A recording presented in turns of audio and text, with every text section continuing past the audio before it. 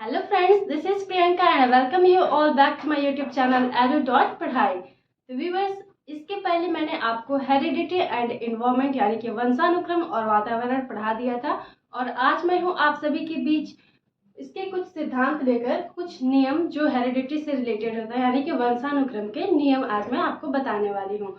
तो ये होते हैं हमारे टोटल 5 नियम होते हैं, उनमें से मैं आज कोशिश करूँगी आप सभी को आज पाँचों नियम आपको क्लियर करवाने का।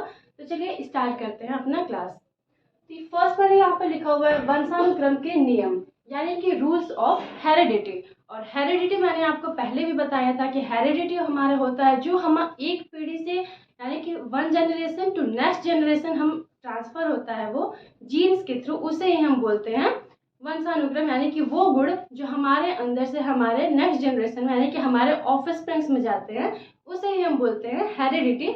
अब समझते हैं हम इनके कुछ रूल्स की, इन हेरिडिटी के कुछ रूल्स हैं, नियम है, उनको चलिए देखते हैं। फर्स्ट है यहाँ पर बीज कोष की निरंतरता का नियम यानी कि लॉ ऑफ कंटिन्यूटी। और ये नियम दिया था बीजमैन साहब ने। ये बहुत ही इंपॉर्टेंट बात है, इसको आप बिल्कुल रिमाइंड रखिएगा कि ये जो हमारा नियम है, जो बीज कोष की निरंतरता का नियम, इसे इस सिद्धांत को दिया था हमारे बीजमैन साहब ने। और इन्होंने बोला था कि ये जो बालक को जन्म देने वाला जीव कोष कभी नष्ट नहीं होता है। यानी कि जिस बीज कोष से एक बालक का जन्म होता है वो कभी भी नष्ट नहीं होता है। नष्ट नहीं होता है इन द सेंस कि वो फिर से उस बालक के थ्रू जब उसके बच्चे होते हैं, उसके ऑफरिंग्स आते हैं, तो उसमें वो ट्रांसफर होता रहता है, वो कभी भी नष्ट नहीं होता है। वो एक जनरेशन से दूसरे जनरेशन को ट्रांसफर होता ही रहता है, वो कभी भी खत्म नहीं होता है। नेक्स्ट पॉइंट मैंने लिखा है जो बीज कोष बालक को अपने माता पिता से मिलता है वो वह अगली पीढ़ी को हस्तांतरित कर देता है। ये बात भी वही हो गई जैसे मैंने अभी बताया था कि जो हमारे बीज कोष होते हैं, जो यानी कि बीज कोष का मतलब यहाँ पर जीन्स हैं, कि जो जीन्स हमें हमारे पेरेंट्स से मिले थे वो जीन्स हम अपने ऑफस्प्रिंग्स में यानी कि अपने बच्चों में हम ट्रांसफर कर देते हैं। और ये हमेशा होता रहता है। जैसे हमारे दादाजी दादी जी से जो जीन्स मिले थे हमारे फादर को, फादर से हमें मिले, हमारे जब बच्चे होंगे तो हमसे हमारे बच्चों में जाएंगे, फिर उनके जब बच्चे होंगे तो वो उनसे उनमें चले जाएंगे। तो ये ट्रांसफर होता रहता है, कभी भी ये समाप्त नहीं होता है, नष्ट नहीं होता है। नेक्स्ट हमारा है कि बीएम झा इसकी आलोचना करते हैं। यानी कि ये जो नियम है बीज कोष की निरंतरता का नियम, इसके कुछ आलोचना भी है और इसके आलोचक मुख्य रूप से हैं बीएम झा। यानी कि अगर आपसे सीटेट में क्वेश्चन पूछा जाए, सीटेट यूपीटेट किसी भी एग्जाम में अगर आपसे पूछा जाता है कि जो बीज कोष की निरंतरता के नियम है इसकी आलोचना कौन करते हैं, तो वहां पर आपको सिंपली आंसर करना होगा कि बीएम झा इस सिद्धांत की आलोचना करते हैं, इस रूल की आलोचना करते हैं। क्योंकि उनके अकॉर्डिंग ऐसा नहीं होता है कि इंसान का जन्म सिर्फ इसलिए हुआ है कि वो पीढ़ी दर पीढ़ी अपने जीन्स को ट्रांसफर करता रहे, इसलिए ये इसकी आलोचना करते हैं। नेक्स्ट नियम है हमारा समानता के नियम यानी लॉ ऑफ इक्वालिटी। अब इस नियम के नाम से आपको लग रहा होगा समानता का नियम, तो इसका मतलब आपको सुनकर ही समझ में आ रहा होगा कि समानता का नियम, इसका मतलब कि जैसे माता पिता होते हैं वैसे ही उनके बच्चे भी होते हैं। आपने अपने घर में या फिर आस पड़ोस में भी बहुत सारे लोगों को देखा होगा कि जैसे माता पिता होते हैं, बच्चों के गुण अपने पेरेंट्स से मिलते हैं काफ़ी हद तक। लेकिन आप ये भी देखेंगे कि ऐसा बिल्कुल भी ज़रूरी नहीं होता है कि जैसे माता पिता हों वैसे ही उनके बच्चे भी हों, क्योंकि उसमें कुछ अंतर भी आ जाता है। अगर किसी के माता पिता गोरे हैं पर बच्चा काला भी हो जाता है, ऐसे इसके कुछ एक्सेप्शंस हैं, इसलिए ऐसा होता है। लेकिन ज़्यादा चांसेस होते हैं कि जैसे पेरेंट्स वैसे ही उनके बच्चे भी होते हैं। और अब देखिए कि जैसे माता पिता वैसा बालक, ये मैंने आपको बता दिया, यह नियम भी अपूर्ण है। यानी कि इस नियम को भी अपूर्ण बोला गया है इसलिए क्योंकि जैसे मैंने बताया कि अपवाद है, कुछ एक्सेप्शंस हैं जहाँ पर जैसे माता पिता होते हैं वैसे उनके बच्चे नहीं होते हैं। जैसे एग्जाम्पल मान लीजिए कि किसी की मम्मी बहुत गोरी है, पापा भी फेयर है, लेकिन बच्चा काला हो गया। तो ऐसा क्यों हो गया? क्योंकि ये जो नियम है ये कहता है कि गोरे माँ बाप के बच्चे भी गोरे ही होंगे, बट आपने देखा कि गोरे माँ बाप के बच्चे गोरे न होकर काले हो गए। तो ऐसा क्यों हुआ? ऐसा इसलिए होता है क्योंकि मान लीजिए जब एक बच्चे का जन्म होता है तो उनमें क्रोमोसोम्स आते हैं। ये मैंने आपको पहले भी पढ़ाया है कि फादर से एक्स क्रोमोसोम्स आते हैं और मदर से एक्स वाई क्रोमोसोम्स आते हैं। और ये जो एक्स वाई, मान लीजिए एक्स वाई जब होते हैं, मदर से अगर वाई आ गया या फिर मदर से एक्स आ गया, तो क्या होता है, एक बेटी का जन्म होता है जब एक्स वाई होता है। तो ये जो क्रोमोसोम्स हैं, ये ऐसा ज़रूरी नहीं है कि हमेशा एक ही टाइप, जैसे मान लीजिए हमारे जो जीन्स होते हैं इसमें हमारे खुद के तो क्रोमोसोम्स होते हैं, जीन्स होते हैं, प्लस जो ट्रांसफ़र होकर जीन्स मिले होते हैं। जैसे हमारे दादाजी मान लीजिए माता पिता गोरे हैं, लेकिन उनके दादाजी या फिर दादाजी के भी पिताजी काले रहे हों, या फिर नानी के घर से, मम्मी की फैमिली से कोई इंसान काला रहा हो, तो उनके भी जीन्स हमारे अंदर होते हैं। मम्मी के अंदर उनके फैमिली के जीन्स हैं, फादर के अंदर उनके कई जनरेशन्स के बीज कोष, जैसा मैंने बताया था बीज कोष कभी नष्ट नहीं होता है, निरंतर चलता रहता है। तो इस वजह से क्या होता है कि उनके जो गुण कहीं ना कहीं हमारे अंदर ही होते हैं। तो ऐसा बिल्कुल भी ज़रूरी नहीं है कि बच्चे के पेरेंट्स अगर गोरे हों तो बच्चा भी गोरा हो, क्योंकि उनके जो बहुत सारे जनरेशन से वो जीन्स चले आ रहे हैं, उनमें से कोई भी जीन्स अगर बच्चे में आ गए, वो पुराने वाले जीन्स आ गए, तो उससे बच्चे का कलर काला भी हो सकता है। फिर अगर फैमिली में सब कोई लंबे हैं, पेरेंट्स लंबे हैं लेकिन बच्चे की हाइट शॉर्ट हो गई, तो ऐसा इसलिए क्योंकि उनके जीन्स इनके अंदर आ गए थे। तो इसलिए इस नियम को हम अपूर्ण बोलते हैं कि यह नियम अपूर्ण है। नेक्स्ट हमारा थर्ड नियम है विभिन्नता का नियम, यानी कि लॉ ऑफ वेरिएशन।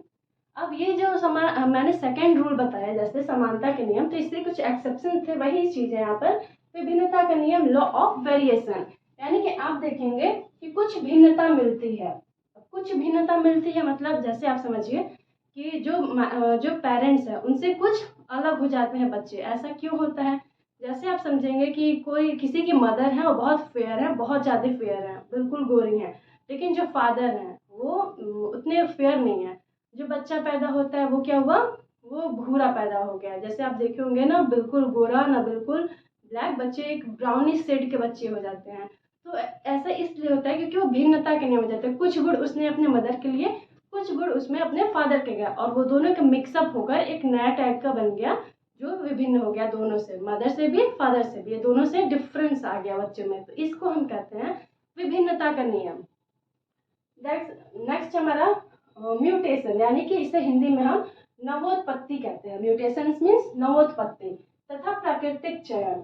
ऐसा इसके रीजन क्या है, ये जो विभिन्नता आती है बच्चों में, इसके रीजन क्या है? तो ये होता है म्यूटेशन प्लस नेचुरल सिलेक्शन, यानी कि इसके कारण हो सकता है mutation and natural selection can be reason for this.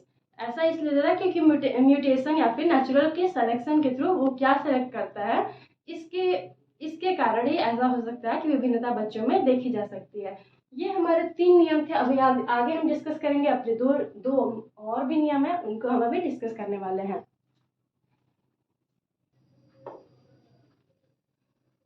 तो चलिए अब हम देखते हैं अपना फोर्थ नियम जो है प्रत्यागमन का नियम, यानी कि लॉ ऑफ रेग्रेशन हम इसे इंग्लिश में बोलते हैं। जैसा कि मैंने अभी तक बताया, समानता का नियम, विभिन्नता का नियम, ये दोनों ही अपूर्ण नियम है। इनको हम पूर्ण नियम नहीं कह सकते हैं क्योंकि दोनों के कुछ एक्सेप्शंस हैं। समानता का नियम जो था कि उसमें सेम जैसे पेरेंट्स होंगे सेम वैसे उनके बच्चे होंगे, तो ये ऐसा हमेशा देखने के लिए नहीं मिलता क्योंकि पेरेंट्स से डिफरेंस भी आ जाता है बच्चों में। फिर था विभिन्नता का नियम, तो विभिन्नता का नियम भी क्या था, ये भी, इसमें भी एक्सेप्शंस होते हैं। ऐसा बिल्कुल जरूरी नहीं है कि पेरेंट्स से एकदम अपोजिट ही बच्चा हो जाए। तो इन दोनों ही नियम से ज़्यादा परफेक्ट हमारा ये थर्ड नियम है जो है प्रत्यागमन का नियम, यानी कि सबसे ज़्यादा सुटेबल हमारा यही वाला नियम होता है प्रत्यागमन का नियम, जिसे हम इंग्लिश में बोलते हैं लॉ ऑफ रेग्रेशन। तो चलिए इसमें देखते हैं, इसमें बता, और ये नियम दिया है हमारे, ये भी नियम हमारे सोरेनसन साहब ने दिया है ये नियम। यानी कि अगर आपसे पूछा जाए कि प्रत्यागमन का लॉ ऑफ रेग्रेशन किसने दिया है, तो ये दिया है सोरेनसन साहब ने। अब हम बात कर लेते हैं कि इसमें क्या बताया गया है। तो इसमें बताया गया है कि बालक में माता पिता से बिल्कुल विपरीत गुण पाए जाते हैं, यानी कि जैसे पेरेंट्स होंगे उनके बच्चे उनसे बिल्कुल अपोजिट होंगे, ये इसमें बताया गया है। प्रकृति का नियम, लॉ ऑफ नेचर, विशिष्ट के बजाय सामान्य गुणों का अधिक वितरण करके एक जाति के प्राणियों को एक ही स्तर पर रखने का प्रयास करती है। यानी कि ये लाइन है इतनी भारी भरकम, इसको आप बिल्कुल सिंपल में समझेंगे तो इसका मतलब ये होता है कि जैसे आप देखे होंगे कि कोई पेरेंट्स बहुत ज़्यादा इंटेलिजेंट हैं, बट उनके बच्चे भी जरूरी नहीं है कि बच्चा बहुत ज़्यादा इंटेलिजेंट पैदा होगा। क्यों? क्योंकि ये प्रकृति का नियम है, ये लॉ ऑफ नेचर है कि जो जीन्स होते हैं, जो स्पेसिफिक होते हैं, कुछ विशिष्ट जो जीन्स होते हैं, प्रकृति उनको खुद डिस्ट्रॉय कर देती है, यानी इनको खुद नष्ट कर देती है। और जो सामान्य जीन्स होते हैं, सामान्य जो गुण होते हैं, वो ही ज़्यादातर ट्रांसफ़र होते हैं, ऐसा हमें देखने को मिलता है। जैसे आप अगर देखेंगे तो जैसे आप मान लीजिए हमारे सचिन तेंदुलकर हैं, तो ऐसा तो है नहीं कि अगर सचिन तेंदुलकर इतने अच्छे क्रिकेटर हैं तो उनके जो बच्चे होंगे वो भी इतने अच्छे क्रिकेटर हो जाए, उनकी तरह इतने फेमस हो रहे हैं, इतने अच्छे क्रिकेट बैट्समैन बन जाएं। ऐसा बिल्कुल ज़रूरी नहीं है। अगर एक्टर्स में हम बात करते हैं तो अगर हम लेते हैं अमिताभ बच्चन जी को, तो आप उनको देखेंगे चाहे हिंदी मूवीज़ हो, बात करने का ढंग हो, पर्सनालिटी हो, हर चीज़ में आप देखेंगे कि अमिताभ बच्चन जी जितने ज़्यादा फेमस हैं, जितने सक्सेस हैं, जितना उनमें एक्टिंग का जितनी अच्छी तरह से एक्टिंग वो कर लेते हैं, ठीक वैसे ही उनके जो बेटे हैं अभिषेक बच्चन, तो क्या वो उतनी अच्छी तरह से एक्टिंग कर पाते हैं? ऐसा नहीं है। वो उनको उतनी प्रसिद्धि नहीं प्राप्त हो पाई क्योंकि वो उनकी तरह एक्टिंग नहीं कर पाते हैं। तो ऐसा बिल्कुल भी नहीं है कि जो पेरेंट्स जिस लाइन में अच्छे हों उनके कुछ विशिष्ट ही गुण बच्चों में आ जाए, ऐसा बिल्कुल भी नहीं होता है। और विशिष्ट गुण बहुत कम ही ट्रांसफ़र होता है पेरेंट्स से बच्चों में, क्योंकि ये लॉ ऑफ नेचर है, प्रकृति का नियम है कि प्रकृति उन्हीं जीन्स को ट्रांसफ़र करती है जो सामान्य होते हैं। विशेष जीन्स को प्रकृति खुद ही डिस्ट्रॉय कर देती है। ऐसा बहुत कम चांस में होता है कि अगर उसके किसी के पेरेंट्स के गुण सेम टू सेम बच्चों में आ जाए, ऐसा बहुत कम ही देखने के लिए मिलता है, लेकिन ज़्यादातर सामान्य जीन्स ही ट्रांसफ़र होते हैं। फिर हम बात करते हैं नेक्स्ट, जो कि हमारा फिफ्थ है अर्जित गुणों के संक्रमण का नियम, यानी कि इंग्लिश में हम बात करें तो इनहेरिटेंस ऑफ एक्वायर्ड ट्रेड्स, यानी कि माता पिता द्वारा अर्जित गुण संतान को प्राप्त होते हैं। तो ये देखिए इसमें ये बताया गया है कि जो माता पिता जैसे जो गुण अपने अंदर लाते हैं, अर्जित करना यानी कि उनके उनके अंदर वो बाय बर्थ नहीं था, वो अर्जित के यानी कि उन्होंने उस चीज़ को सीखा है, अर्जित किया है। तो जो एक्वायर करते हैं पेरेंट्स, तो ऐसा नहीं है कि वो जो माता पिता जो गुणों को अर्जित किए हैं वो बच्चों में भी ट्रांसफर हो जाता है, ऐसा ये नियम हमारा बोलता है। लेकिन इस नियम को प्रूव करते हैं लेमार्क साहब। लेमार्क ने बोला कि इस नियम को लेमार्क साहब ने दिया और उन्होंने एग्जाम्पल दिया, जैसे हमने साइंस में पढ़ा होगा जिराफ की स्टोरी कि एक टाइम ऐसा आ गया कि जितने भी घास झाड़ फूस ये सब था, ये सब खत्म हो गए। तो जिराफ क्या था, जिराफ की पहले गर्दन छोटी हुआ करती थी, लेकिन फिर क्या हो गया कि जब सिर्फ पेड़ ही बच गया, ऊंचे ऊंचे पेड़, तो जो जिराफ था वो हमेशा ऐसे गर्दन अपनी ऊपर करके ऊंचे पेड़ की पत्तियां खाने लगा, और इससे क्या हुआ, उनकी गर्दन लंबी हो गई। और फिर जनरेशन टू जनरेशन वैसे ही जिराफ के बच्चे पैदा होते गए, लंबी गर्दन वाले जिराफ उसके बाद से पैदा होने लग गए। ये इस लॉ को प्रूव करते हैं लेमार्क इस एग्जाम्पल के द्वारा, जिराफ के एग्जाम्पल के द्वारा। जैसे एक जनरेशन के जिराफ की गर्दन लंबी हो गई तो उसके बाद नेक्स्ट जनरेशन उनके जिराफ की गर्दन लंबी ही होने लग गई थी। लेमार्क साहब ने इसको प्रूव किया था। लेकिन कुछ ही दिनों में फिर जो आते हैं मैकडूगल साहब ने, इन्होंने इस नियम का विरोध किया।